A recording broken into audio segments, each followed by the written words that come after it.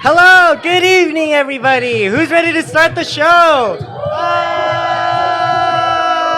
Oh wow. Okay, that was like a pretty good first reaction, actually. Usually, I do like the thing of like, oh, that first reaction was shitty. We're gonna try it again, but that was like solid. Good job, y'all were practicing or something. I don't know. Okay, hi, my name is Javi.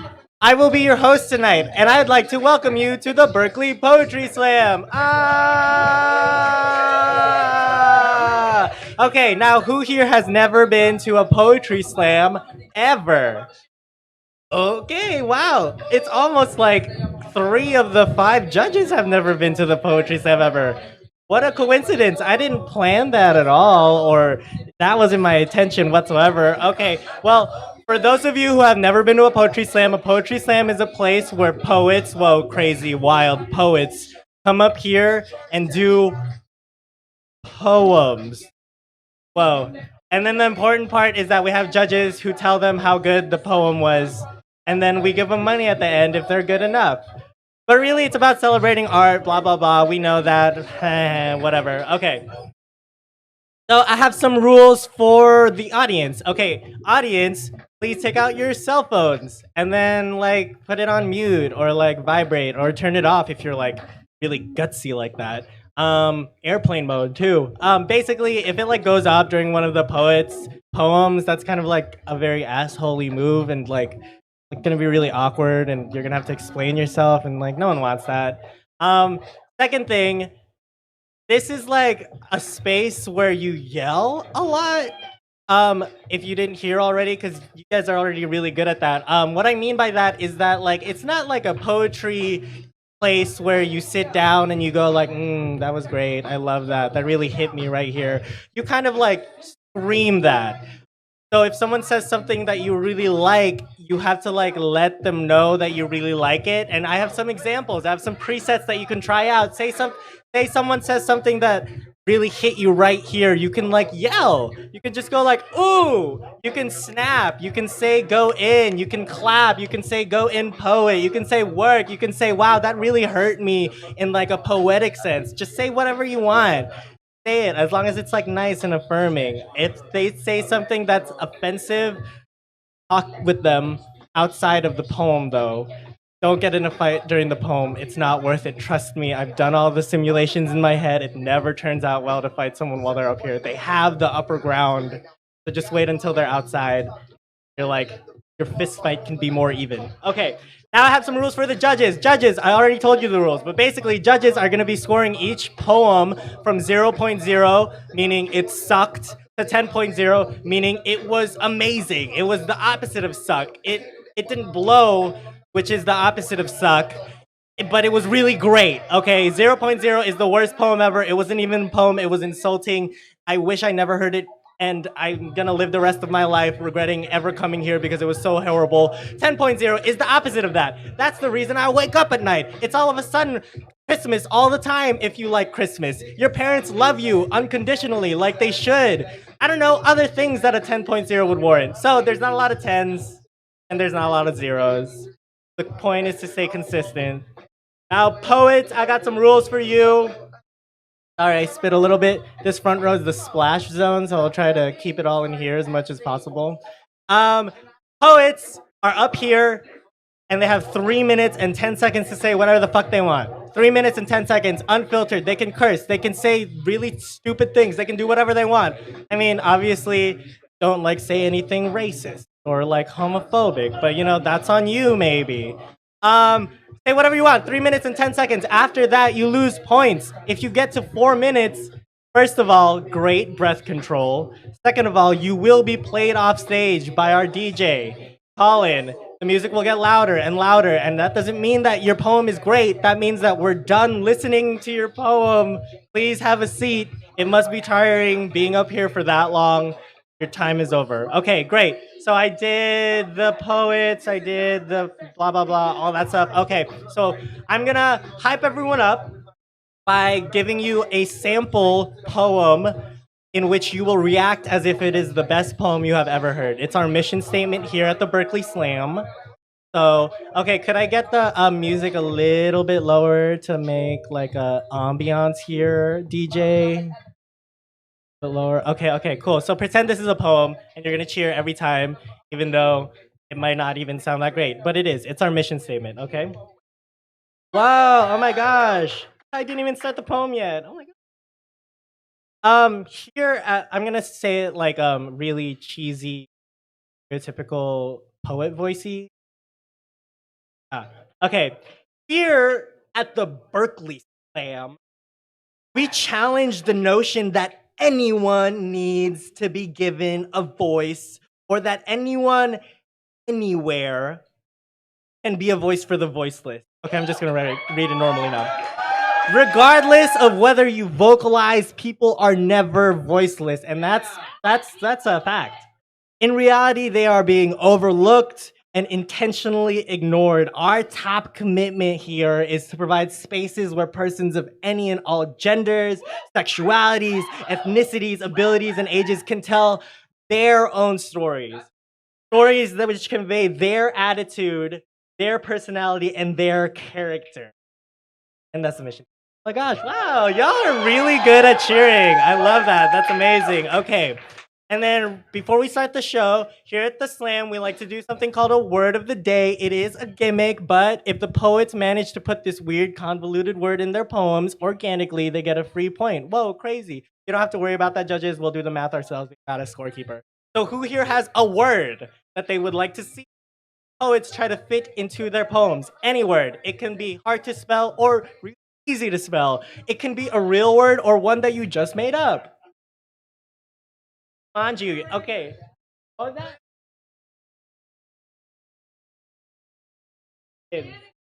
Manji. Anyone else? Milwaukee? Did someone say Milwaukee? Is that a place? Milwaukee's a place, right? I don't know. Is Milwaukee a place? Is it a candy bar? What is Milwaukee? You know what? Who did someone actually say Milwaukee?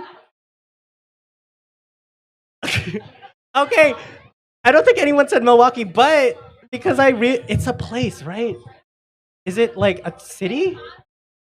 Wisconsin. It's a city in Wisconsin. Okay, so our word of the day is Milwaukee. It is a city in Wisconsin, or you can use its other verb forms like mill walking, mill walked, mill running. It could be a candy bar. It could be anything you want it to be as long as it makes sense in the context of your poem. Poets, if you use Milwaukee or Milwalking, mill walked, mill will walk, you will get a free point in your poem. Okay, so I did all that. We did everything. Amazing, great. Let me say the list of the poets in this order. You're gonna cheer for everyone. In this order, we have Nicole, Julia, Sarah, Damani, Colin, Freedom, Lola, and Reggie. Give it up for the poets! Okay, so on deck, that means coming up next, we have Nicole, our first poet of the Slam. Wonder, well, judges, do I have a treat for you? We got a sacrificial poet. That's right. We have a poet who's not in it for the points. They're not in it for the glory or the money. They're in it because I asked them really nicely and they felt bad saying it is blackmail. So on deck we have Nicole, but coming to the stage right now, our sacrificial poet. Give it up for Dino!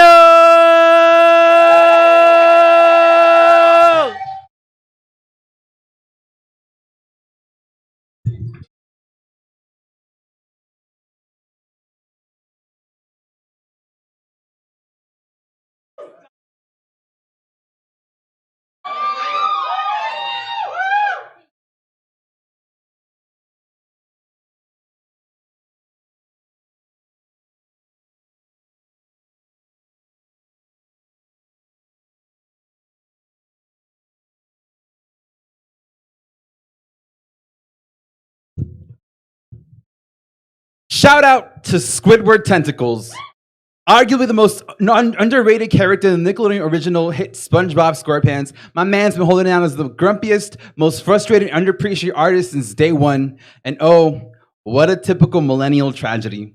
Like how many of us had our hard-earned creativity pay us below minimum wage, turned into a homunculus, a laughingstock, but still, Squidward tries, still practices his clarinet, but people call it a dying pet, still takes his ass to his job to deal with his perky coworker and his greedy ass boss. Capitalism has robbed Squidward. If we actually paid our artists, Squidward wouldn't be such a dick to SpongeBob. If the people of Bikini Body actually knew true artistry, Squidward wouldn't be the saltiest punk-ass neighbor under the 7 seas, and still, I'd argue Squidward says, I'm ready more than SpongeBob and still finds a glimmer of motivation.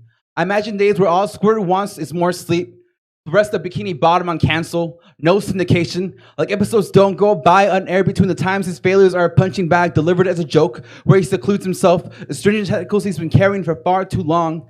Squidward, I heard your suicide attempt was named a lost episode. I asked myself, if no one ever saw it, did it ever happen? Anyone know that we carry depression if it isn't stated outwards from one survivor to another? Is there a point where we say enough, where we stop deeming ourselves worthless, where we stop pretending to be SpongeBob, holding the protagonist role, maybe seek our help, allow ourselves to wallow in our Squidward, like stop asking Squidward to be more like SpongeBob. Squidward's feelings are valid.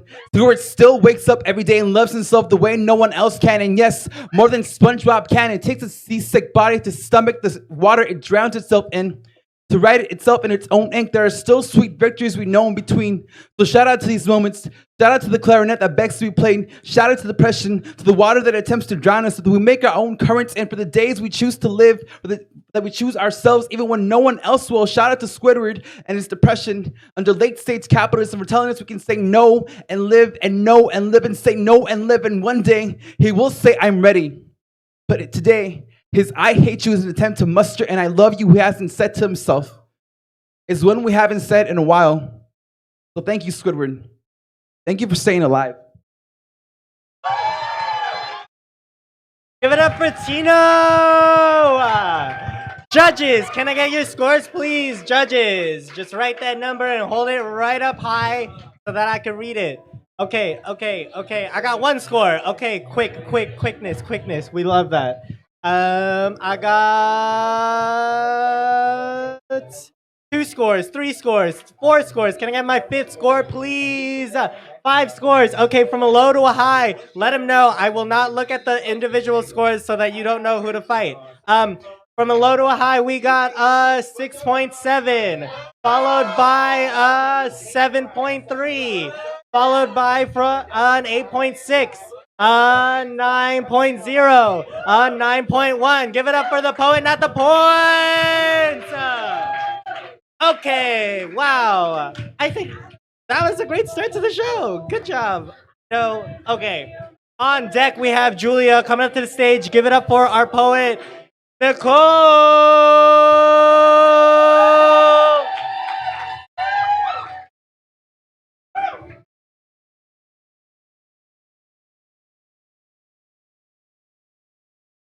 New shit.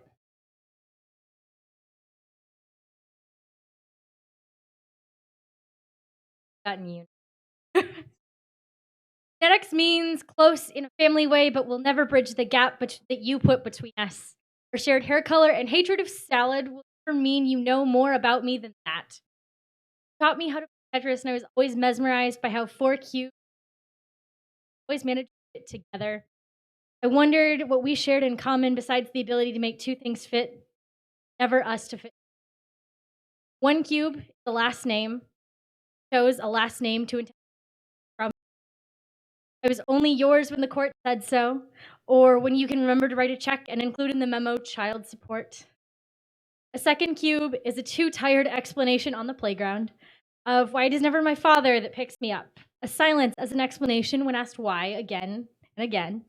An explanation to my teacher why a parent is not on the approved list of people to pick me up. This time I lie and say he moved to Milwaukee, instead of admitting he doesn't love me enough to spend time with me. A 3rd cube is my friend saying how lucky I must be to have 2 of everything. 2 Thanksgivings, 2 birthdays. I always wish for a 2nd parent and it never comes true. A 4th cube is every boy who said daddy issues were hot until they saw the emotional baggage that came with it. Never trust a man to stay because why would they if your father wouldn't? A goodbye was never said, but it was always felt. Always questioned if it was really a goodbye if no one said it. Give it up for the poet! Judges, can I get your scores, please? Judges! I got 1 score. Ooh, nice and quick. Love that. I got 2 scores. I have 3 scores. I have 4 scores. And I have 5 scores. Okay. From a low to a high, let them know we have an 8.1. Goes up to an 8.6. An 8.8, a 9.2, and a 9.3. Give it up for the poets! Wow. Okay, firstly, I can't believe someone actually used Milwaukee in their poem. And they used it as a place. Wow, wild. Also, some people caught on that when you hear the word of the day, you're supposed to cheer realistically loud, but if we do hear the word of the day, we're gonna cheer as if it made a lot of sense, which it probably wouldn't because the word of the day is a place. Okay, so if you hear Milwaukee, you're gonna cheer. Okay, let's practice. Blah blah blah blah blah. Milwaukee. Blah blah blah blah blah. There we go. Okay. Second thing, the judges already know this. They get a free drink for judging, which means that we have places where you can get drinks. Whoa, wild. Connecting the dots.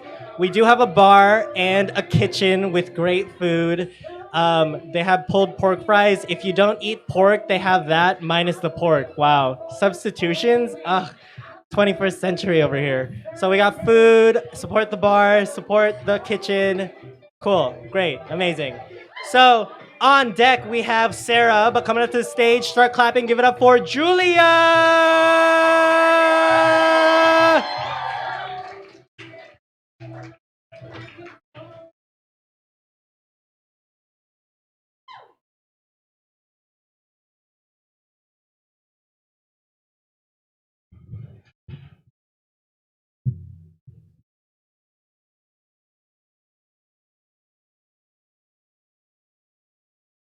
My gender is a fat girl. Too much and not enough at the same time.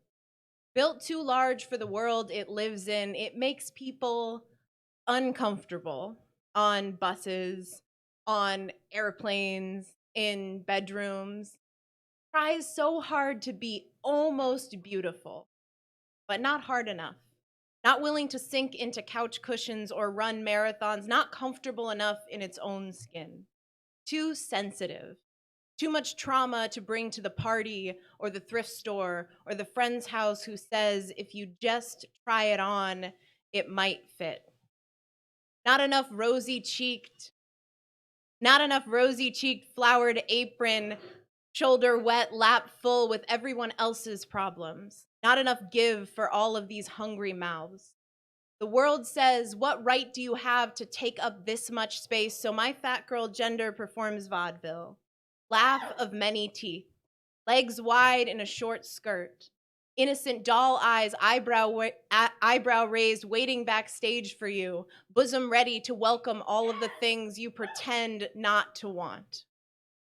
My fat girl gender doesn't know how to have this conversation. Has spent so much time waiting on other people to tell it is allowed to come into the room.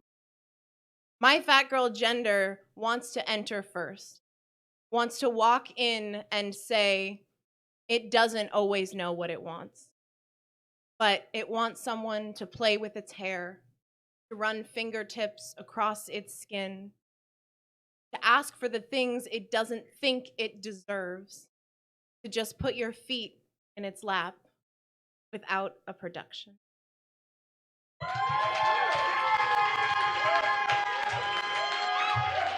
Give it up for the poet! Judges, can I get your scores, please? And Julia, may I ask, have you performed up here before? Oh, give it up for first timers! Look at that. Okay, I got 1 score. I got 2 scores. Can I get a third? Can I get a fourth? And a fifth? Okay, 1, 2, 3, 4, and 5. Okay, from a low to a high, let them know we got an 8.5. Goes to an 8.7, an 8.8, a 9.0, and a 9.5. Give it up for the poet. Okay, on deck we have Damani, but coming up to the stage right now, give it up for Ciera.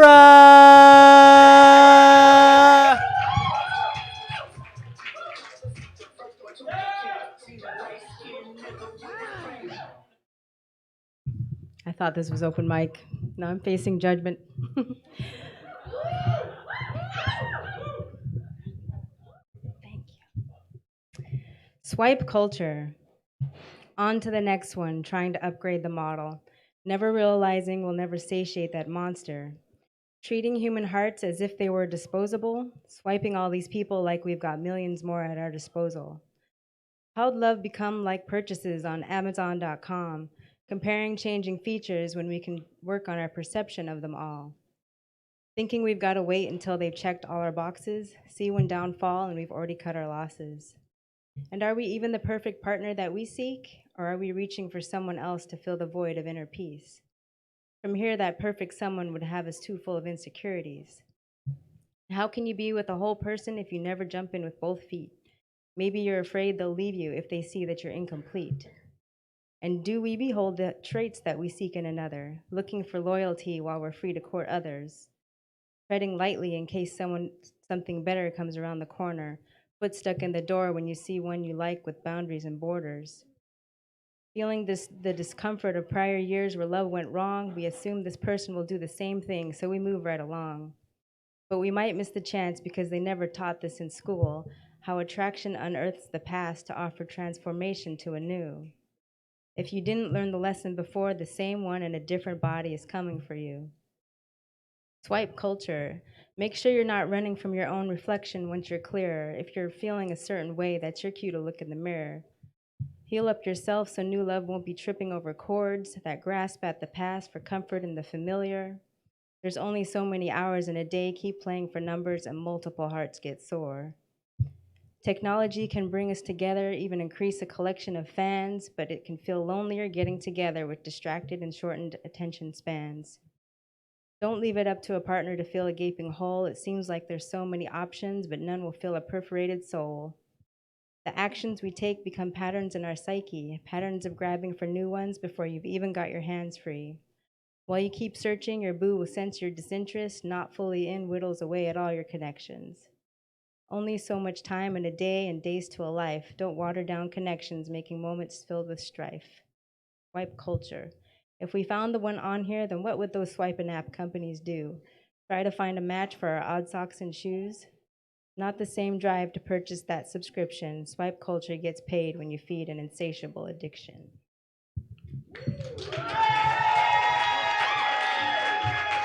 Give it up for the poet! Judges, can I get your scores? I have 1 score. I got 2 scores. I have 3. I got 4. I got 5. Okay, from a low to a high, let them know we have a 6.7. Goes up to a 7.9. It goes up to an 8.6, a 9.3, and a 9.3. Give it up for the poet, not the points. Also, Sarah, was this your first time up here too? Oh, give it up for first timers again. I promise this is not planned. The list is randomized. We just have really good luck on like pacing and all that stuff, but whatever. Okay, on deck we have Colin, but coming to the stage, give it up for Damani.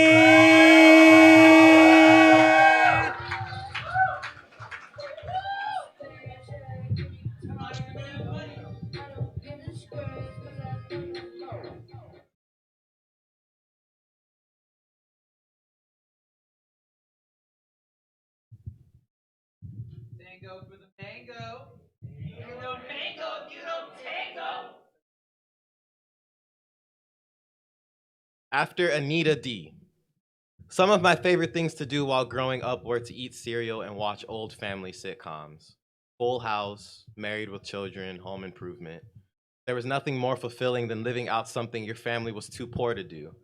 In Full House, it felt like I got to live in an actual full house. not stricken with divorce or separation. Like I got to go on a tropical vacation with my family because they could afford to take the time off. What I lacked in money, I made up for in lessons. What about Full House Season 7, Episode 5, when Stephanie learns to say no to drugs in a school bathroom? Or that one episode when DJ learns how hard it is to juggle a job and school and being a person. In my life, I've never met white girls who live in a 2-story house in San Francisco or Milwaukee and have to live like this. Like maybe those episodes weren't realistic. White sitcoms give well-off white people Black issues for character development. In reflection, none of these shows ever taught me what to do when your grandma gets diabetes. Never taught me how to steal a 6-pack of Pepsi out of her car when she didn't listen to the doctor's advice. I think this is how Black kids learn to hate themselves, for not seeing anyone like themselves. They get to thinking they must be different. If home is place of refuge and television is another war. I wonder why we never got a show. I mean, there was good times, but show me a Black show not rooted in stereotype and I'll show you James Baldwin's Giovanni's Room. So I wonder why we never got a show. Maybe it would have been too hard to translate Black shit into a lesson white people wouldn't feel bad about. Like maybe my family bought McDonald's for dinner because it was cheap, and to be healthy would have cost half my grandma's retirement check. Maybe ABC Family didn't know who our demographic would be. Who would ever tune in to watch a dysfunctional Black family try to survive America and themselves? Did you know that some laugh tracks have been recycled for decades? Meaning, sometimes you can hear the dead laughing. I think this would be our demographic. This is who we'd be aiming for. All the people that died before they got to see themselves on TV. If we had a show, our characters would have been the funniest. 4.3 GPA having cousin gets pregnant and ends up with a son she wasn't ready to take care of. You can laugh. Or main character's mother has breast cancer scare and in a dramatic monologue says, should something happen, I want you to finish college, you can laugh. Or main character develops abandonment issues, not from his father, but from his unreliable uncle. You can laugh. My family must have been the funniest sitcom and no one ever watched it happen. So take this as my official application, Nickelodeon, ABC Family. A family sitcom where the dad isn't present, the mom works all the time and still brings home food. A sitcom where the main character teaches himself how to be on TV.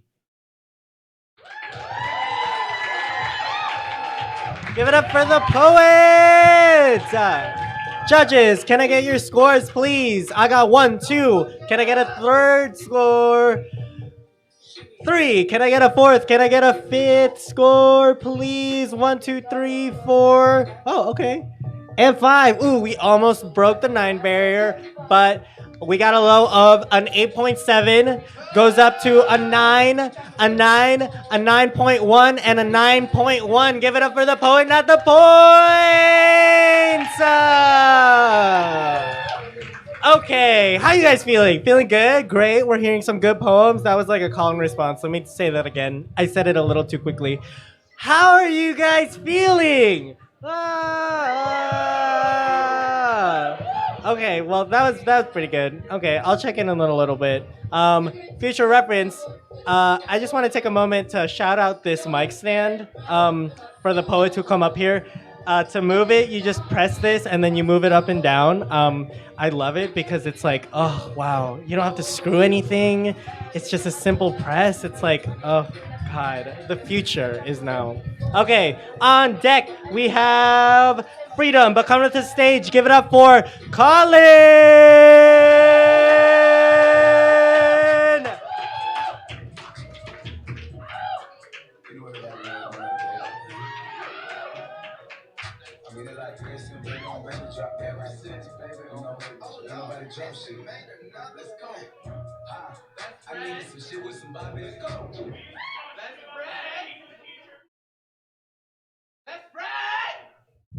That's my shirt. I want that back.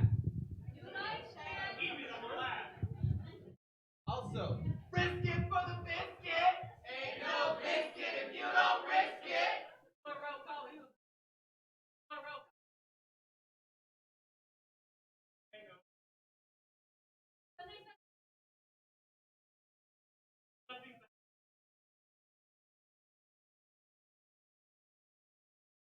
New shit.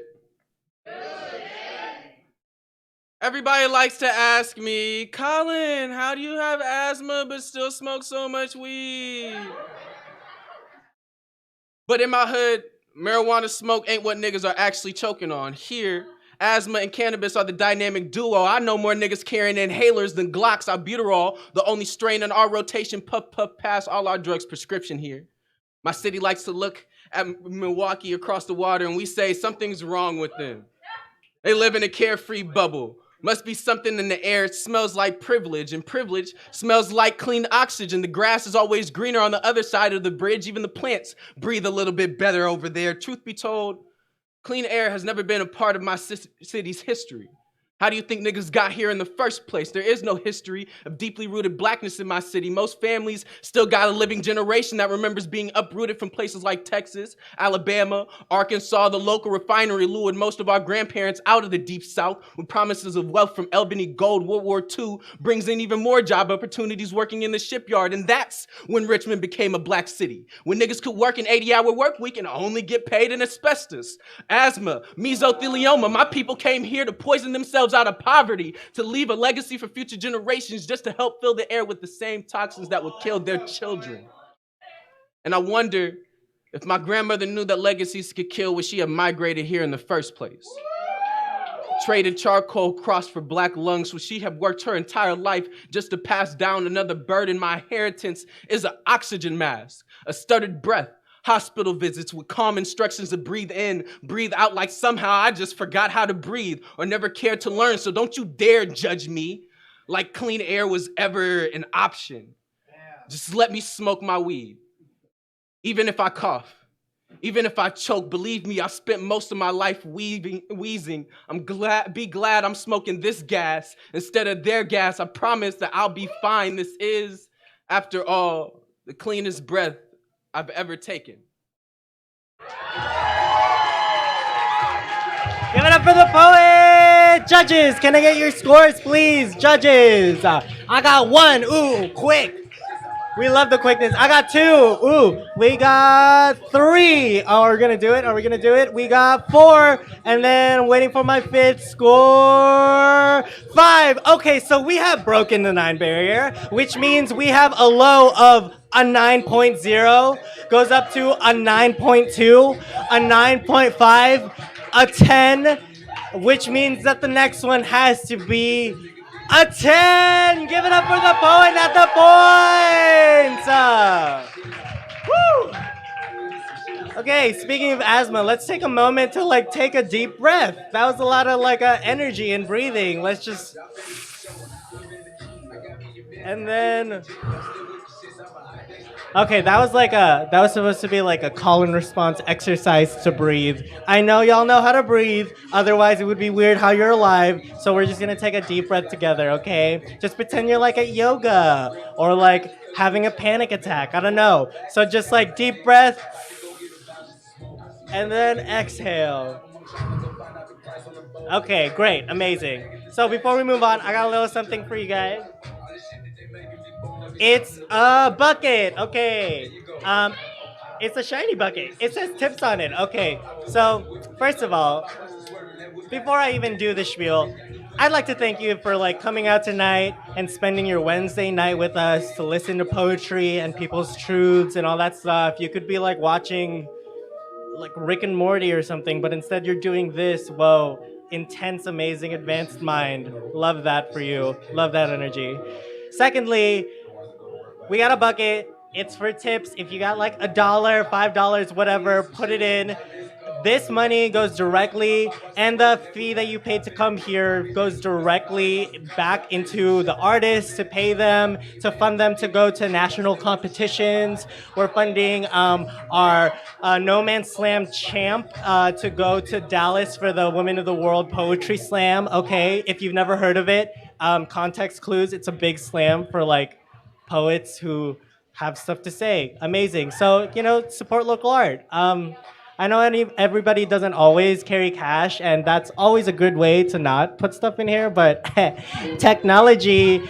If you also want to give money on a monthly basis, the Berkeley Poetry Slam has a Patreon. What is a Patreon? Well, context clues, it's a patron place. You give money every month and it's tax deductible, which I don't know anything about taxes, but I'd rather have it go to artists instead of the government.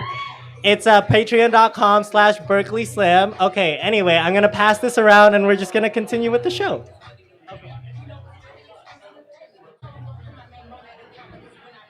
Okay. Yeah, I've been talking enough. Anyway, back to the poems. On deck, we got Lola coming to the stage. Please give it up for Freedom.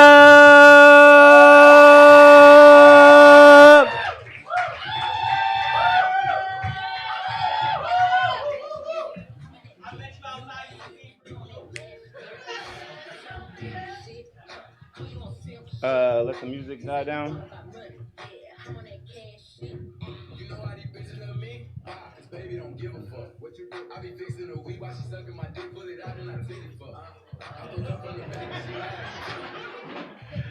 All right. It's the smell of fear, illusions of pain, and the sounds of cries. Misinterpretations of the truth told in 1,000 lies.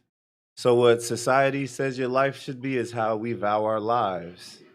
It seems that Channel 2 has us confused where the power lies. My life as a battle-tested adolescent was spent defying fear as I try to steer clear of the sirens I hear while crying tears from my dying peers. In broken families, just hoping for strategies to pay the rent and save a cent while moping from tragedies. And in Oakland, half of these things are on the backs of teens. Not even a chance to advance before we're trapped in schemes. And the public school district hasn't a clue what to do. And the teachers that do are as a victim to the system as youth. The good teachers quit their jobs, dropouts reach a high, and they both try to take their pride and make a life that gets them by. So now we're full of dreams and pulling schemes to survive. Drug-selling thug felons on the scene just to strive. And then they treat us like the crook. In the prison, now we're hooked. They lock us up and drop another $1 in their pocketbook. And the rest will be victims of oppressive systems unless we best equip them for the lessons mentioned. Because with no field to build skills and minimize bravery, they'll be on the grind or working 9 to 5s. This is civilized slavery. They say ignorance is bliss. I'm in hell trying to fight it. Some abiding in silence while others dying from violence. But improving the community ain't nothing new to me. It's too few opportunities for you to be doing things to pursue your dreams. Still, I stay clever in any endeavor for which is better. I'm Freedom Rain, hotter than summer desert weather and leather sweaters. Give it up for the poet! Judges, can I get your scores? 1 score, 2 score. Freedom, have you performed up here before? Oh, whoa, okay, so we're gonna do it again. Give it up for first timers! I got 1, I got 2, I got 3. Can I get a 4th and a 5th? Okay, from a low. Okay, from a low to a high, let them know we have an 8.2, an 8.3, an 8.4, an 8.5, and then jumps up to a 9.4. Give it up for the poet, not the points. Okay, on deck we have Reggie coming up to the stage right now. Give it up for Lola.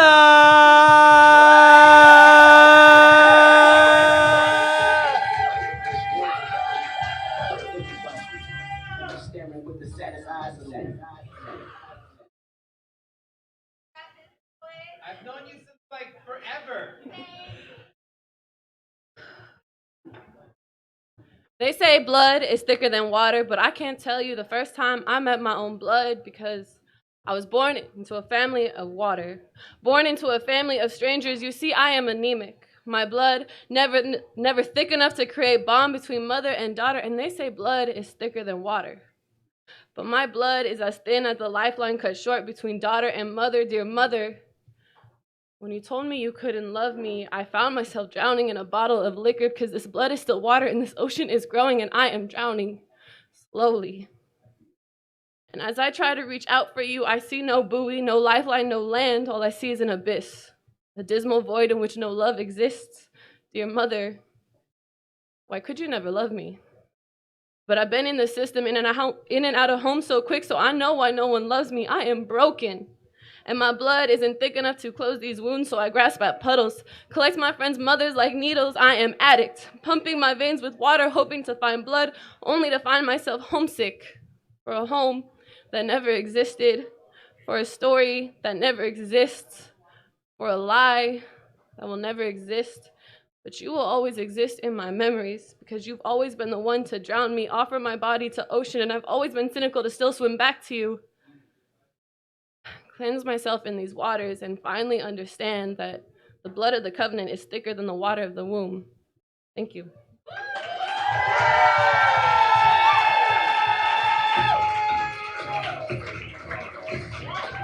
Give it up for the poet! Judges, can I get your scores? I got 1, I got 2, I got 3, I got 4, and I have 5. Okay, from a low to a high, let them know we have an 8.3, goes up to an 8.5, an 8.5, a 9.3, and a 9.8. Give it up for the poet, not the points! Again, I must ask, Lola, have you been up in this stage before? No? Okay, we're gonna do it again. Give it up for first timers!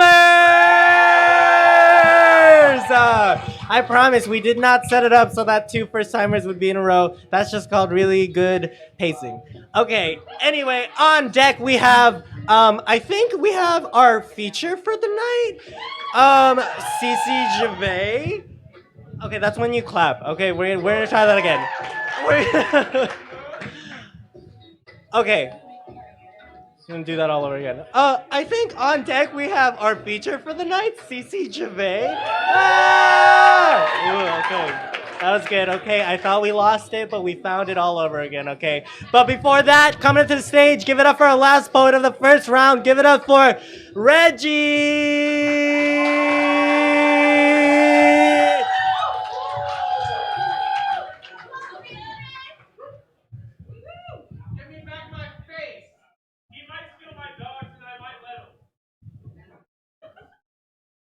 That's my talk. Oh. Thank you. The most efficient way to kill a man is to first strip him of his voice. He will die without being able to scream. To strip the black body of a name is to forcibly remove its identity. So when a white man calls me a nigger, I forget what I call myself when I am alone and black and can feel the pulse of my heartbeat quickening under his gaze. Where I am from, there is no such thing as forgiveness. Mercy knows no place in my heart. When a white man calls you a nigger, it is the most violent attack. So the only thing I want is retribution. Tomorrow, we can march. Tomorrow, a white ally in Milwaukee can misquote a black revolutionary at the rally. Tomorrow, we can have peace at the expense of my dignity. But today, I want nothing more than to hear the crack of teeth breaking against concrete. It's blood for blood. An eye for an eye. I want a black outrage. I want to dig the marrow out of every one of his bones. I want to deflate each of his lungs. I want to wake up knee deep in a violence worth the name he stole from me. Reginald means king, high judge, one who rules or gives advice. Nigger means animal, property. Violent beast or docile servant, the most effective way to kill a people is to first strip them of their names. To rename the black body is to claim ownership over the parts of us that can't fight back. So yes, a white man gonna catch a fade over this. Yes, he can get this work. Let this be a reminder to say nigger with your hands up, with some bass in your voice, with your chest puffed out and ready for a problem, because I have already bled for this, died for this, resurrected myself, and still had to fight over this. I have cried and cried and cried. I have been silent, peaceful, kind, compassionate even. Now, I have nothing left to lose. Now, there's nothing left but rage and fists and a thirst for violence I don't think I can control. You wanted a nigga, so here I am. You wanted violence, so give me your blood. Let me paint the walls with you. Let me spell out your name in red on the concrete. Let me rip out a tooth for every black boy that has ever died in your mouth. String together a necklace as a warning to the next white man to fix his tongue the wrong way. Let me rip out your tongue. Let me tear open your throat. Do you remember when I told you the most effective way to kill a man is to first strip him of his voice? Give it up for the poet! Judges, can I get your scores, please? Judges, scores, please. I got one score. Okay. I got 2 scores, 3 scores. I got 4 scores. I have 5 scores. From low to high, let them know we have an 8.6. Goes up to a 9.5, a 9.7, a 9.8, and a 10. Give it up for the poet, not the points. Okay, now we're at our amazing feature. Before she comes up here, I'm gonna read her bio, and I'm gonna try to give it as much justice as I can. Okay, so CieraJevae, we're gonna do this like we did at the very beginning portion, where you like very much react for every single word for some odd reason, almost as if someone asked you to do it. But this is actually very impressive. It's not just a mission statement, I promise. Okay, so CieraJevae is a Richmond native serving her community as a teaching artist, a healer, a poet laureate, a writer, an activist, and a scholar. She reps her ancestors and shines light on the lived experiences of the divinity in Black women and girls through poetry and performance. Okay, just take a moment to soak that first part in, because there is more. Okay. She is the published author of her new collection of poems, Unto Ivy's Rib, as well as the author of 2 chapbooks, Testimonies of Richmond and Incarcerated Words. She is the founder and owner of Melanin&Mimosas, a sanctuary space for Black women throughout the Bay Area, and is currently an organizer for the Root Slam, another slam that I will tell you about later tonight. Don't worry about it.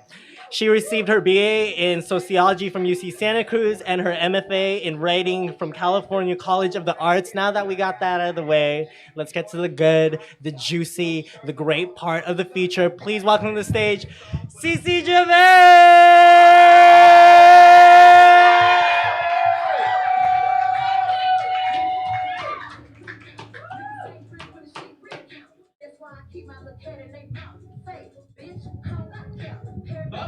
Hold on, DJ. Who's gonna do this for me?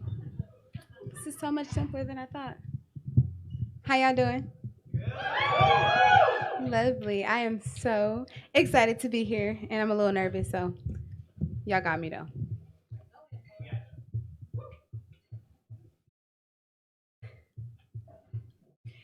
H is for my homies, never lonely. O is for the overtime, Richmond on my mind. M is for my mama, miss her, I gotta call her. E is for eternal, live well and beat the hurdles. Yeah, I'm home now. After Worcestershire. Nobody leaves home, which is to say that home is a backpack, is a book of memories, is my very first tattoo, an open womb and salve. Home is a rotation of ancestor songs, weighted water, watching ripples form maps into all the ways we've ever known how to call a place home. Is where my mama is, where my nephew cackles, where the pride of my people rise high above tides, where Richmond is renamed for the birthing of Richmond and culture. Boys in white tees going hyphy, girls dreaming themselves hip-hop queens and them fluid beings. Them babies so free they fly under and over radar, this is for them. And our places of willowed refuge, for Parchester Village, for the Manor, South Side, Central, North, nobody leaves home. Home is in the body, is not a place but a state of existence. It is a womb spun out of prayer and ancestral bones. It is the strong cry of grown men. It is the wit of grandmothers. It is the crowned haloed over Black girls, their smile as the new covenant, a new rainbow between us and home. Ashe.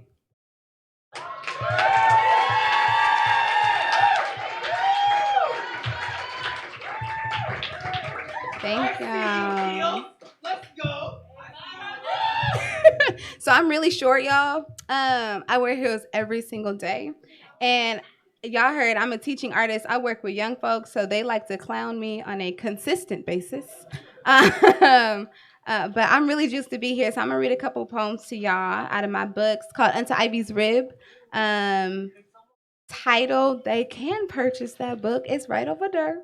The books are $20, Venmo, Cash App, whatever. You feel me? I feel so loved here. Really quick, the title, Unto Ivy's Rib. I grew up in a super Christian household, which is, great if you like that kind of thing. I love Jesus. And, right, so there was this notion of like Eve came from Adam's rib. And so there was like, oh, you can't do anything, without a man. Like, you got to get married. That's like the ultimate goal. And so I have a little sister who's 8 now. Her name is Ivy. And really quick, I was like, absolutely not. Let me tell you something. So what I did for my MFA was I traveled to a couple cities. I went all the way to Nairobi, Kenya, interviewed Black women on what joy is, what love is, what pain is, and all of these things to create this guide to give to my little sister when she's older, to say, these are the stories that can nourish your rib. This is what you come from. And I'm super inspired being here tonight. Just listening to this idea that when folks touch the mic, they're telling their story, right? Their truth, their lived experience, and nobody else's.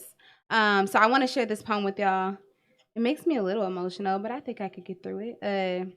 This poem is probably like the easiest way to talk about my lived experience, who I am, what I've been through. It's called Raised Holy. I was raised out of my grandfather's cackle, loud, booming in all its melody, on tough love and soft hands, raised out of a bed of lilies in my grandmother's garden, fed my belly all the strawberries that sprang from behind my house. I was raised in a home with a broken window, the only way in and out, raised using a stove for a heater, raised in resilience, check my high heel skinny jean strut, gaze at my steeds. I am a culmination of all the bloom and the womb. I was raised out of the memory of 3 abortions and twice as many failed relationships, raised out of fire and brimstone of the pages in a holy book. In between a Jezebel and a Jesus, I am holy. I am all that I say I am. The bridge to my trauma finally burning. Finally writing that letter to my rapist parents, finally peeling the blame off my precious skin. I am who I say I am. I was raised out of a zigzag smile, half the time happy, the other half a sign of a trigger. My mother smiled as if to hang her anxiety upside down and taunt, you will not have control over me. Her body skewed, eyes always wandering, trying to see herself out of this misery. I was raised out of dreams given up, out of tired green eyes and a heart trapped in a thunderstorm made up of my brother's jail sentence, a revolving gateway to a black boy's hell where poverty is for profit. They pocket my mother's rent money just to show her half a son every Tuesday. I was raised out of phone calls never made, out of father's disdain, father's cigarettes and Coca-Cola bottles, raised out of void, out of tears leaking into my bubble bath on ramen noodles with a drunken stepfather passed out on the couch, out of public and private schools, black girl magic and prayer, angel dust and water, faulty smiles cracked into my bones all the times this body was broken into. I am my grandmother's prayer hands, the anointing oils pouring from my scalp, a water fountain of divinity, and so is my body. Raised out of scarred ovaries. The doctor tells me to fear childbirth more than I feared molestation, but my body will tell them of the times how we devoured kidney stones, how we voodooed death from our body this time, how we dug a burial for the dead girl inside of us, and perhaps even the child I may never get to carry, so I eat flowers for her comfort. Drink our own tears for rain, a proper funeral. I was raised on learning to read from obituaries, hum the names of the faces I will never kiss again, practicing love only with the dead, both young and old, writing memories of them on cut up pieces of paper, creating a chain around my room so they feel at home in my thoughts. I was raised of the anticipation of survival, the promise of a war, the collapsing of generations, and she, my mother, made this black girl holy, holy, holy. Ashe.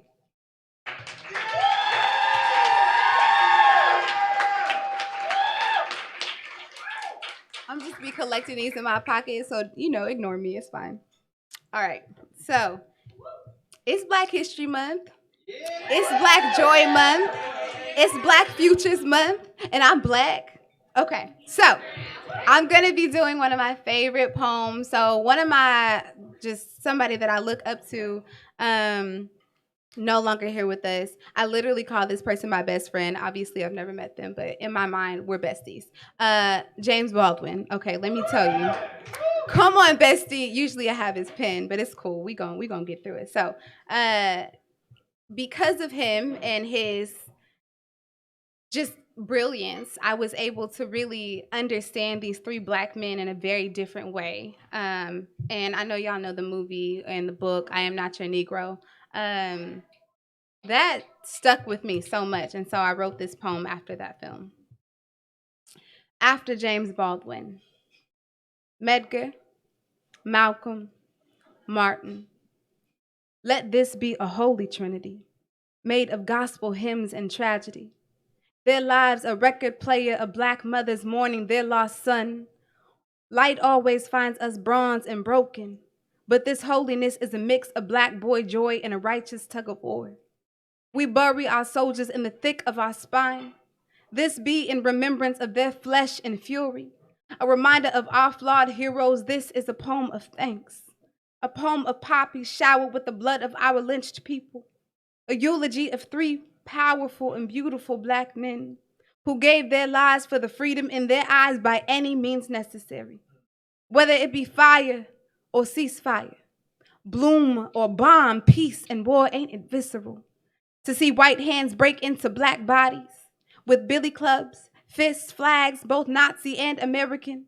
Ain't it painful to know that hate is taught, that little white boys opted out of heaven to serve the devil on earth on requests from their mothers? Let us not pretend that the KKK is only men. There is a nation of white women carrying on the strange fruit tradition, and how in the hell do I call this place home? But I want this poem to be communion. Take hold of this body of words, eat and embody this holy trinity, drink of the blood spilled for justice, for Jordan, Jeffrey, Keith, Alton, Michael, Tamir, Trayvon, Laquan, Sandra, Deanna, Yvette, Chantel, Rakia, Catherine, Ayana. Spit on the child and you spit on this nation. Why must the bullet be so powerful, so movement striking, so body breaking? Witness these Black-blooded boys turn ancestors right in front of our televisions. Look the world in the face as if I have a right to be here. Flesh of thy flesh, bone of thy bone, created by you. Do you require a song of me? Very well. Hear me weeping, song of sorrow true. Send me a healer, bathe in southern roots. Tell me my flesh ain't been made in shame. Give me a song that don't just end in flames. The sign read, nigger, don't you wish you were white? As if they were not aware of the hatred leaching off their skin. As if they did not invent the nigger. As if they did not envy Black blood. They must have. They covered the grounds they walked on in it. The story of the Negro in America is the story of America. It is not a pretty story. Medgar, Malcolm, Martin. Amen. Ashe. Amen. Ashe.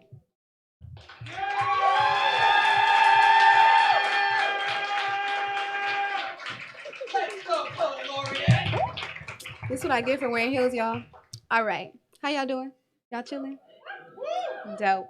So I want to read this piece because one of my favorite people ever, for Tino. Tino, where you at? I'm right over here. Hey, Tino. So Tino and I met at UC Santa Cruz, and as y'all can imagine, being in the woods and being people of color, probably not the safest place, but a lot of great adventures. Again, in honor of Black future, Black history, one of my experiences at Santa Cruz, fun times, a retelling. In my junior year of college, When we used to walk downtown in Santa Cruz, a homeless man called us niggers. Stolen humanity for stolen humanity. His eyes saw blackness as demonized as Lucifer, even though it was a white devil who put him where he slept. The last time we, my friends and I, walked down the same street on our way to church, we saw that homeless man open his mouth as if to spew racial slurs. But out came hallelujah, praises to our melanin. And he held his body in contempt as if to rebuke such blasphemy. But on poured his prayers of hallelujah, hallelujah, amen. His hands, given into restraint, collapsed into a prayer stance. Mouth pried open to recite the most grand and holy apology. And the ground opened up. And out poured the dirt he said we belonged in, coming and covering him, replanting him. And the sky opened up. A golden rainbow covered us, and this man bowed to us, now half buried in the earth, and we all smiled, placing our ties next to his body. This is the alms of the day, given humanity for humanity. And we walked into the church, greeted by harmony and children singing, he is more than able, yeah, yeah, he is more than able, yeah, yeah, my God is more than able, he's able, yes, my Lord is more than able. Ashe.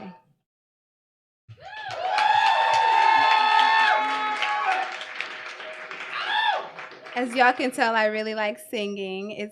It calms me, although I don't feel like I can sing an entire song through, which is awkward. My sister can attest. Dope. So, we're kind of coming up on this huge thing, election year, and we got some interesting people running. I'm not going to say anything about that. But I wrote this poem. It's called Poem About My Rights, which is, ironic for a black-bodied person. Rights are interesting for us. Yep. All right. I am the history of my mother's self-immolation. Illustrious illusions she, black ghost of a woman, is the history of blues. Trumpets and medleys made my grandma into a melody of Minnie Mae McCree's. Call her the sass and silhouette of grandma's daydreaming. I remembered once. She whispered her mother's name out of sleepy sunbathed lips. But when her eyes flew open, her mouth slammed as if it knew it was telling her secrets without her permission. And ain't that precision? Better know when the mind and the heart be at war. Better know ain't no freedom in a vacant house trapped in bankruptcy. But I know her to be water, to be God in flesh, so fruitful they chant her name while cherry juice dripping from chin. You know my grandma don't speak much of her mama. Learned to lay languages to rest, resting on ancestral bosom. But better know than to remember her mama alive. Count blessings like they something new. 'Cause I fell asleep a slave and woke up to remembering my name. Remembering the sanctity. Remembering every revolution left on her tongue. And hers too. And her mama's too. And my mama's too.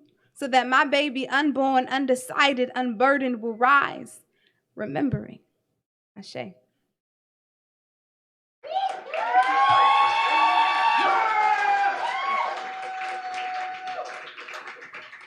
How I'm doing on time? You're the best. Okay, great. I'm almost done.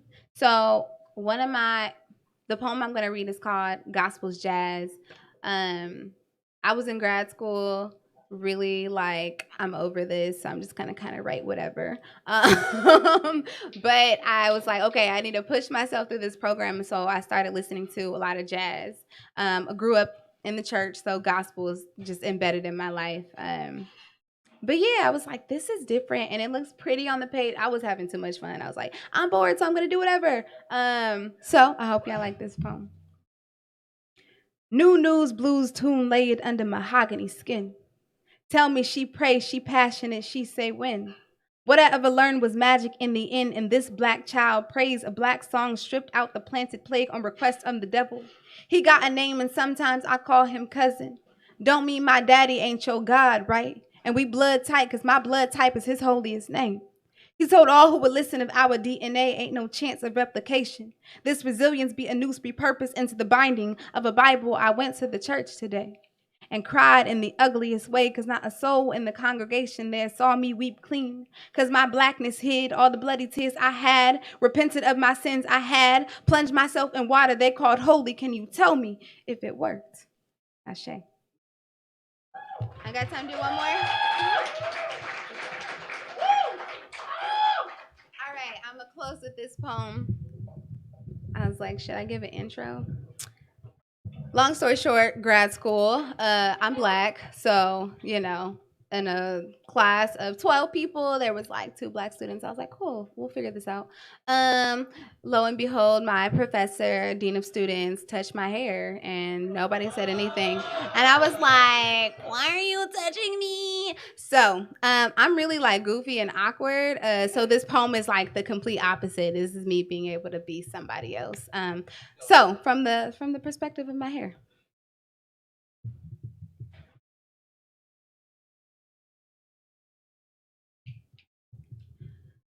Black girl's hair speaks for the very first time. I always say, don't cometh for me, unless thou hast been senteth for but today. I summon you. Truth is, I'm angry at everybody who got anything to say about me. See, I was sitting in class minding my Black business when my professor deemed it okay to touch me, and I was like, white professor, why you think it's your business to lay hands on my crown? Don't you know I feast on mama's brushes? Split combs before split ends, snatch this oxygen. Just as quickly as I snatch your edges, I riot against hot combs, flat irons, blow dryers. You ain't no match for me. I'll run through an entire Sally's Beauty supply in a month. Watch when I get comfortable. Mama called me tender-headed once, till I howled back pop rubber bands and knocker balls, absorbed edge control in minutes. I'm petty like that. Grow only when I feel like it. Sweat out my curls just because. Fade a new dye in 3 weeks tops. I run this shit. Why you think we gotta go to a new beauty salon every time? Can't nobody tame me. Recognize the gangster and the beauty. I am what they say I am.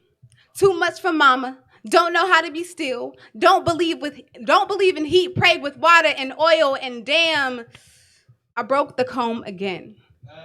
I'm tough like that. Break fake allies like that. Bark back at every uppity white person with the audacity to call me unprofessional and yet call me a new trend. On them, I ain't no damn circus act. Just birthed by a guy who don't make mistakes. I am a tell-all book on why I can't stand white women with dreads. Take that shit out your head. Must you Columbus everything you come across, make a costume of my crown? You ain't no ally. You a lie. As easily broken into as every comb that tried to break into me. Truth is, I'm popping.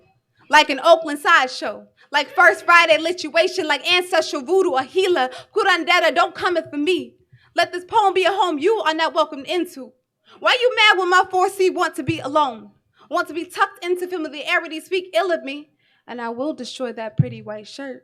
Have you covered in all this black grease magic? Please sit down, be humble, Professor Becky. Your degrees will not save you. I am not the one to play with. I've had to question the coil of my roots all life long. Had to perm my curls to believe in my pretty, and I'll be damned if I let you touch any of this here magic. I'm allowed to be this angry, this ferocious, this riot, this snappy, this God. And I don't make mistakes. Ashe.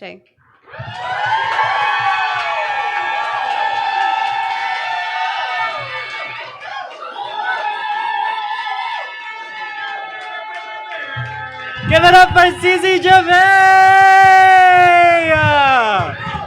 Okay, that is the end of our first round. Okay, we're gonna take a 5 to 10 minute break. In that time, please go get a drink. Go to the kitchen and get some food. We're open until 10. The kitchen is open until 10. We're open till later than that.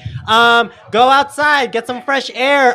Please buy or support or both.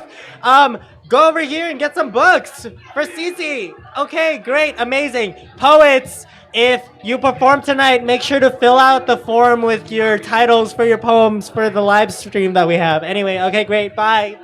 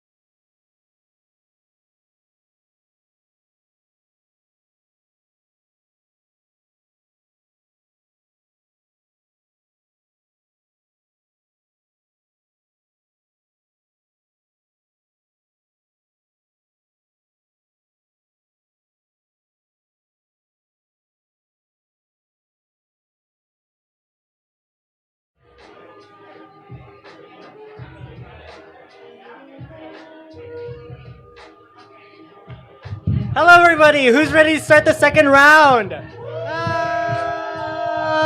Okay, wow. Let's do that again one more time, but like with energy and gusto this time. Who's ready to start the second round? Ooh, okay, that was. Your scoreboards up just so I know that all the judges are still here and they didn't just like leave after they got their free drink, which is like fine and whatever, but that like kind of sucks. 1, 2, 3, 4. Okay, where's my fifth judge? Ooh.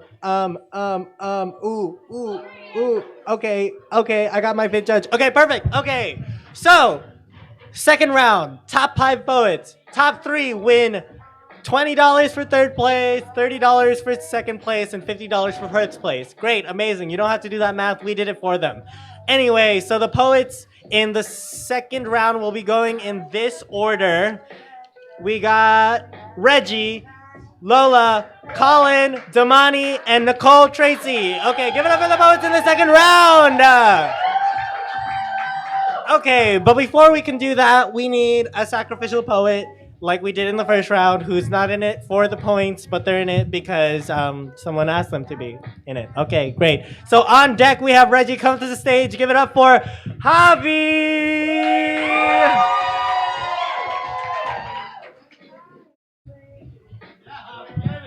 Whoa, it's me again. That's crazy. Oh my gosh, what are the chances? Okay, cool. Oh, okay, I'm gonna try to remember all the words to this because I haven't done it in a minute. I've also been drinking a little bit, so we'll figure it out. Okay, this is an ode to crushes and other viral infections. Oh, actually, that's not the title. The real title is a series of breakup letters to people who I have dated who didn't know I was dating them. Or an ode to crushes and other viral infections. There you go. Running title, very long. I almost forgot it, but I got it. Okay, anyway. 1. Okay. So I didn't mean to tell you that I loved you within the first month of dating. Maybe I just needed to hear it myself. Like if I could do it to someone else, that like it would work back at me, like how you touch a mirror and it feels like you, but a lot colder. That's what it felt like when I said I love you. Colder. 2. Telling me about every boy who has fucked you since me is not a form of casual conversation. I don't know where you learned to butcher a body like a foreign name, but that bloodied wall of tally marks you call a track record does not make me want you any more than I already do not. Don't get me wrong. I know at one point my left flank bled for you when your lips were sweet and fresh and drunk, but I have mistaken blood for wine enough times not to fall for your shit again. 3. I went to confessional for you. I repented, and I don't know if that's because you taught me that this kind of love was wrong or that I was wrong for thinking this was a kind of love, but I was red knee sore with want for you. You were too busy fucking with God, and that's fine. I just wonder how you can call that love if you've never touched him with your own 2 hands. 4. Antibiotics don't work on viruses because they target bacterial cell walls, and viruses have a protein coat and this insatiable hunger to watch those it loves suffer, and I am not above calling you a virus. Not yet. You sickly contagion. How the phlegm filling up my lungs could so easily be mistaken for breathlessness. How I wanted so much for it to work, but I was dying. I've only one thing left to say now. I'm still here, fucker. And the next time you show your ugly face, know my body has built an immunity against you. It's called these hands. And they're ready to protect me this time, whether or not that means you dead, a short anatomy of affection. This isn't about you. All perfect face and eyes and other crevices of you I built to help me sleep at night. It's about me. How good this makes me feel. See, I can love you whether or not you're a part of it. And I will, bitch. Give it up for Javi! Judges, can I get your scores, please? Judges, can I get your scores? I have 1 score. I have 1 score. I have 2 scores. I have 3 scores. I have 4 scores. And I got 5 scores. Oh my God. From a low to a high. Let them know we have a 2.1. Oh my gosh. Okay, goes up to an 8.3, 8.9, a 9, and a 9.8. Give it up for the poet at the points. I don't know who that judge was who gave me that score. Just kidding, I do. It would be really fucked up if I didn't know them. Actually, it wouldn't be fucked up. It'd be amazing. That's called camaraderie. That's called building a connection with your judges. Anyway, okay, just to remind you, the second round goes in this order. We got Reggie, Lola, Colin Damani, and Nicole Tracy. Okay, on deck, we got Lola, but coming to the stage, give it up for Reggie!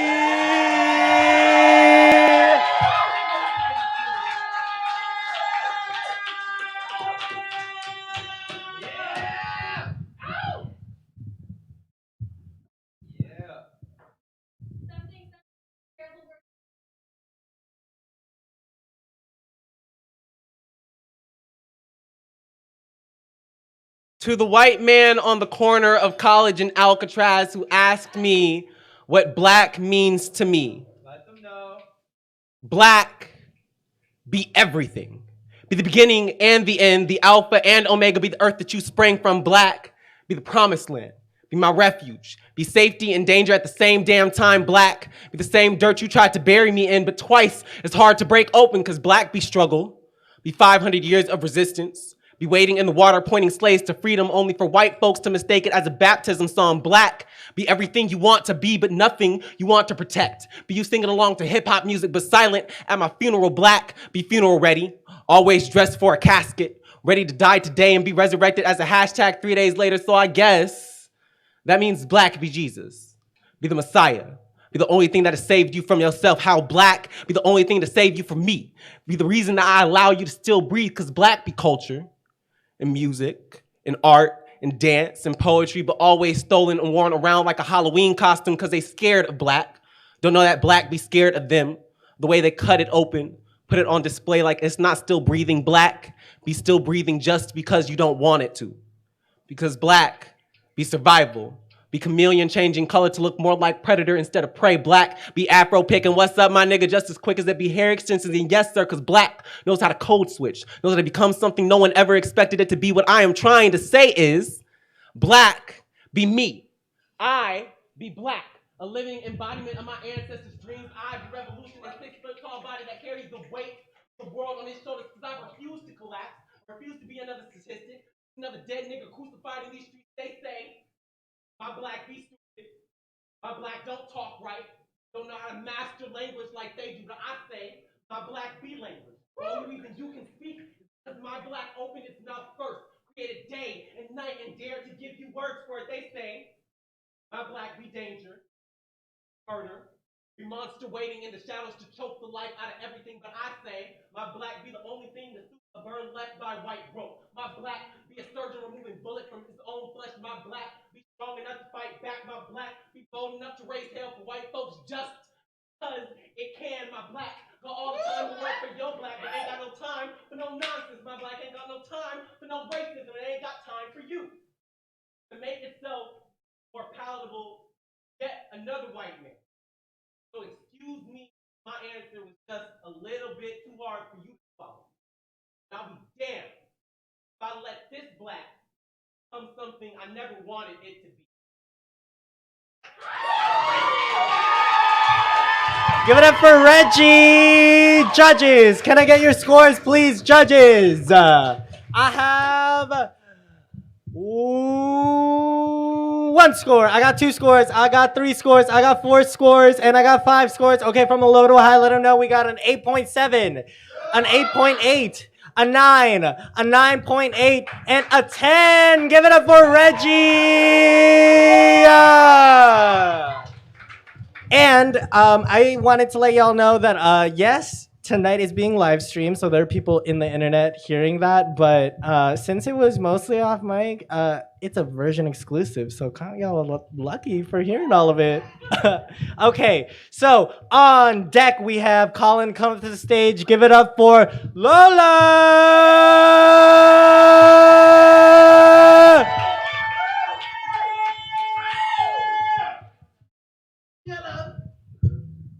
New shit. No, like really, really new shit. More like nuance. According to Webster's dictionary, it's a cockroach or the butt of a marijuana cigarette. According to my principal, it was my dad. It was my brown skin sitting jagged in her white school. According to the police, it's a group of people not deemed to be a person. The very word that's allowed us to lock up babies, and the same word that's broken up my family. To be a roach is to not be human. To be a roach is to be voiceless. In practice, it's a symptom of powerlessness. It is to silence your own self, to erase your own struggle, your own reality, your own existence. To be a roach is a state of being. To be a roach is to be exhausted from carrying the weight of our heartbreak for an eternity and still wake up in the morning. To be a roach means being the only ones capable of surviving a nuclear war. It means being able to survive every single day in a country trying to kick you out. So put your raid away, because we all know a roach gonna outlive us all. And bitch, I might survive this too.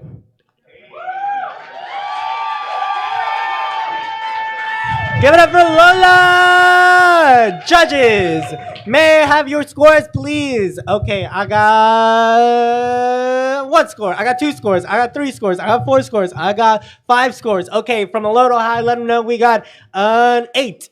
And then an 8. And then an 8.2, an 8.4, and an 8.4. Give it up for Lola! Okay, on deck we have Damani, but coming to the stage. Give it up for Colin!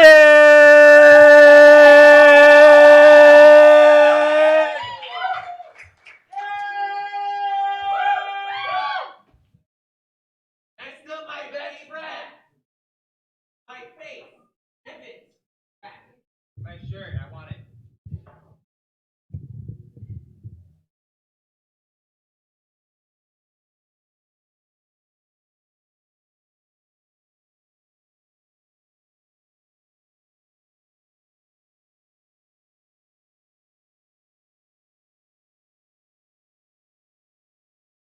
I stepped in a blood puddle on my way to work the other day. I noticed that there was no trail, just a bloody pool, like someone just dropped there and never moved again. And all I can think is that's just how shit goes. But ain't it a shame how accustomed we are to death around here? And me and my niggas been to more funerals than baby showers. We drink from a chalice of blood and call this wine bittersweet. We go to big homies' funerals and say, damn, don't he look nice in that suit? Like it don't matter how quick we die as long as our clothes look nice in the casket. And I wonder whose grave I just stepped on. And if they knew that their legacy would be nothing but a nameless trail of bloody footsteps, I scrubbed blood off my shoes that evening. I hear gunshots in the distance as a mother scrubs blood off her hands. I try to erase the evidence of death from the bottom of my feet, but I feel guilt start to crawl across my fingers like my hands were soaked red, so I scrubbed them too. It's how many times did I cheat death? Did my luck come at someone else's expense? Like how many niggas can I lose before I start to lose myself? I scrub my hands as I try to wash away survivor's guilt. It's a tougher stain than blood. I don't think I got the right kind of soap. Is there Dove for a nigga who outlived all their cousins?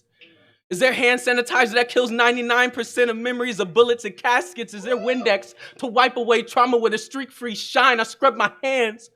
I look down.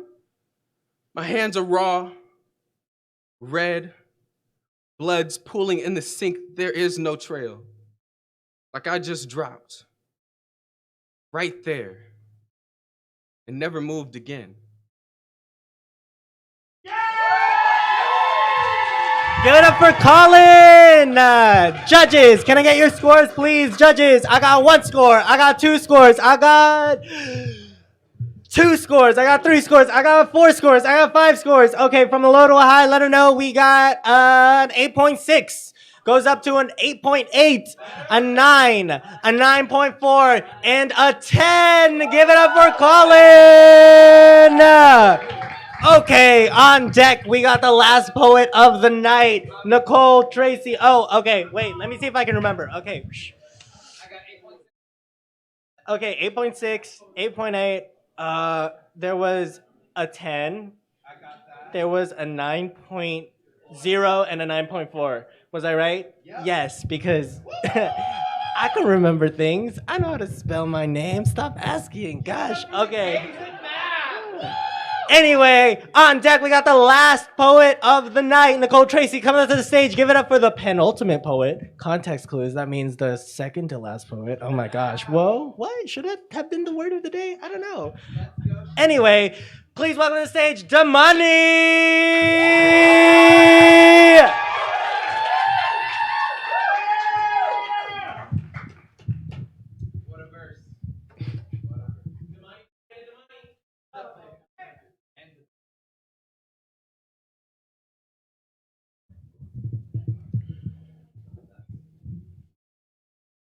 The legal studies scholar dissects how the law fucks us.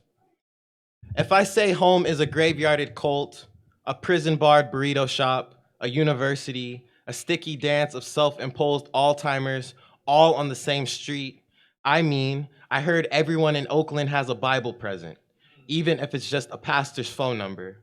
Always afraid of the next tragedy we have to pray to. Each tooth we lose is a sin in pronunciation. My God, when you are asking for something, say it with all your teeth. Mumble salvation, and you will be left to drown in floodwater. My God, the way our throats break, either by law or by law, every Black family I know knows of the loss a hyphen can bring, so we keep our mouths shut when laws call. I must be a Bible story. If every man I take in the mouth turns to salt, I want to take God back in the mouth like some lover lost at sea. I want to swirl holy around the tongue and wield church promises like a sword. I'm not religious. I just see a connection between hope and the people that police it. There was a place in downtown on 16th called Colonial Donuts, and even that's been priced out the area. The colonizer's granddaughter came back for the colonizer. My God, to be here now, I must be documented, ink and blood curdling enough to live in a city that has not decided to exile me yet, or maybe they tried and failed and have yet to try again. My God, to live with blood family in East Oakland, to live through 3 gang territories next to a prophet the clan called home. My God, ain't this a fight too? I must be something gluttonous if I want to take this Oakland in the mouth, teeth, chalk, blood, a peppermint, God's Sunday souvenir. Before I go, I must tell you, law is sexual. My God, envy the word, manifest destiny left behind.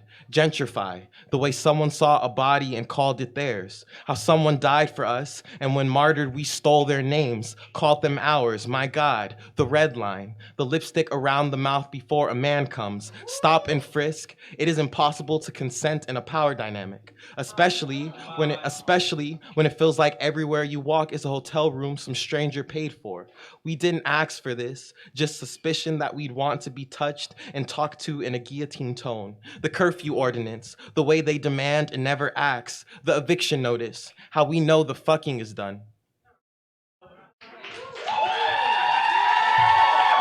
Give it up for Damani! Judges, scores please. I have no scores. I got 1, 2 scores. Ooh, 3 scores. Okay, wow, that was quick. 4, 5 scores. Okay, from a low to a high, let him know we got an 8.8. Goes up to an 8.9, a 9, a 9.2, and a 9.3. Give it up for Damani! Okay, on deck we have the end of the show. We have figuring out who won money and who is also still important but didn't win money. But before that, we got our last poet of the night. Give it up for Nicole Tracy!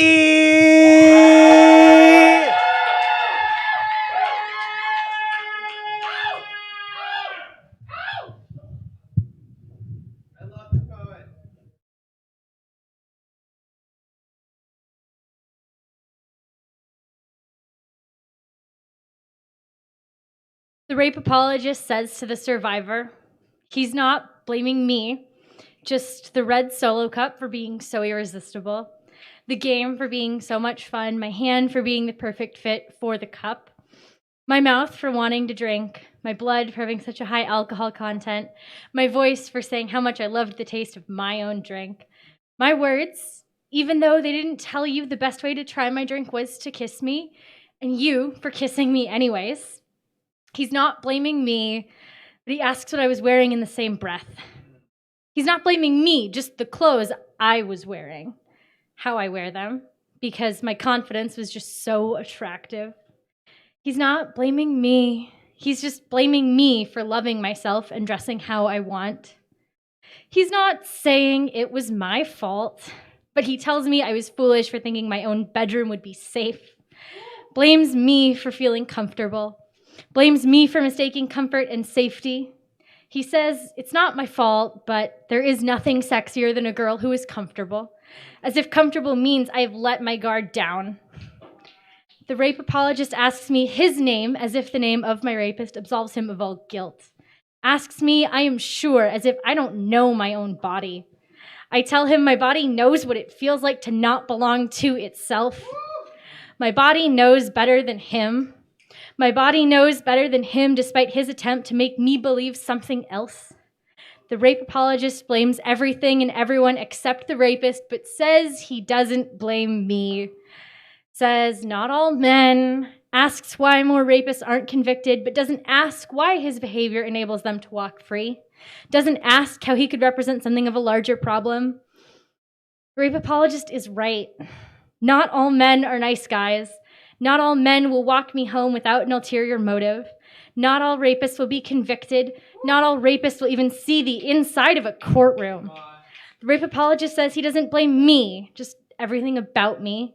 Says it's not my fault, but he wants to say it is.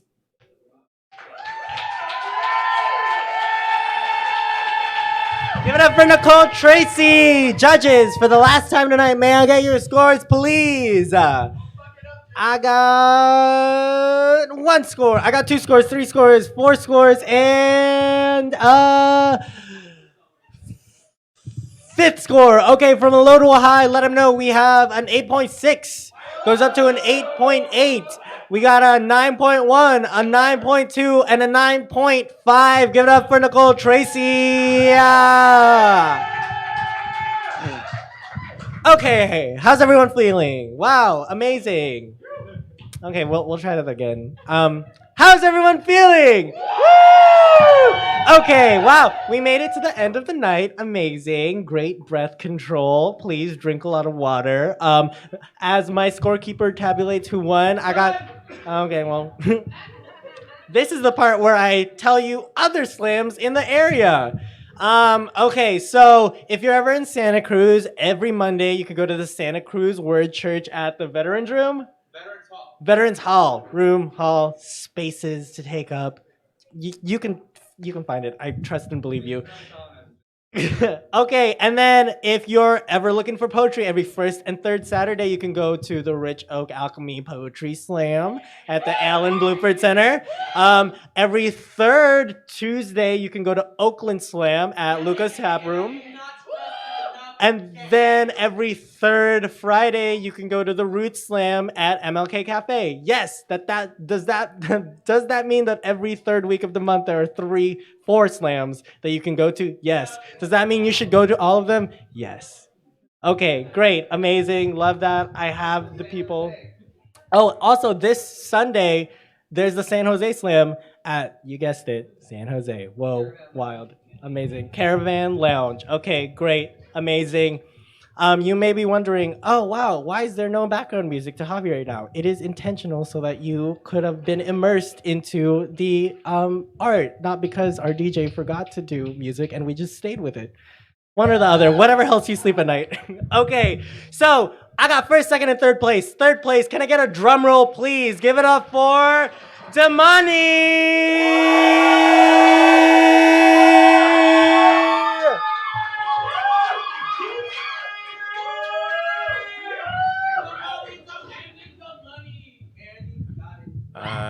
Yes. First and foremost, thank you for listening. Second, I only slammed tonight to pay for an application fee because I'm betting on myself this year. Thank you. Give it up for betting on yourself. Yes. Okay. In second place, winning $30. Give it up for our DJ, Colin.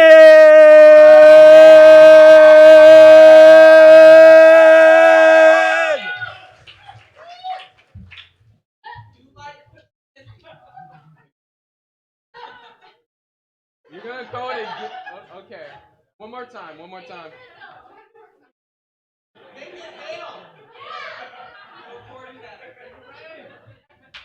want my shirt back. No. But thank you everybody for coming out. Thank you for supporting. Please, I challenge y'all not to just come back, but to bring a friend. Let's have double the amount of people up in here next time. Also, bring your friends to the other shows. I help run the Rich Oak Alchemy Poetry Slam and the Oakland Poetry Slam. So definitely come on out, show support. If you like this show, the other shows in the Bay are just as amazing. Thank y'all. Give it up for Colin. Okay, now the place we've all been waiting for. First place. Okay, can I get a drum roll, please? Please welcome to the stage. First place, winning $50, Reggie.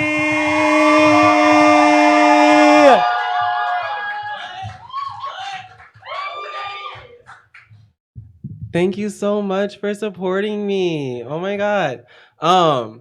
Yeah, similar vein with Damani. I really only signed up because I looked at my bank account this morning and was like, yeah, you did pay rent. So thank you for allowing me to buy groceries. Yeah, pay a poet, feed a child. That's not even an exaggeration. If you pay a poet, you will be feeding somebody. So yeah, if you like somebody's work, slide them $1 or $2. What? I heard something about lobster? I like Red Lobster, so hit me up. Okay, give it up for Reggie, give it up for Colin, give it up for Damani, give it up for every poet who came up here tonight. Give it up for yourselves. That is the end of the show. Y'all made it. I'm so proud of you. Please, the bar is still open. The kitchen is closed. Stack up your chairs, go home, drink water, take your meds if you forgot, call your mom if that's the kind of relationship that you have with your mom. Otherwise, tell someone that you love them. Even if that means yourself, just do it. Just fucking do it. Okay, I love you platonically. My name's Javi. Bye. Oh, also, poets, reminder, if you perform tonight, please sign the waiver with your poem titles. That's unrelated to other people, but okay. Anyway, let's just pretend music is playing right now.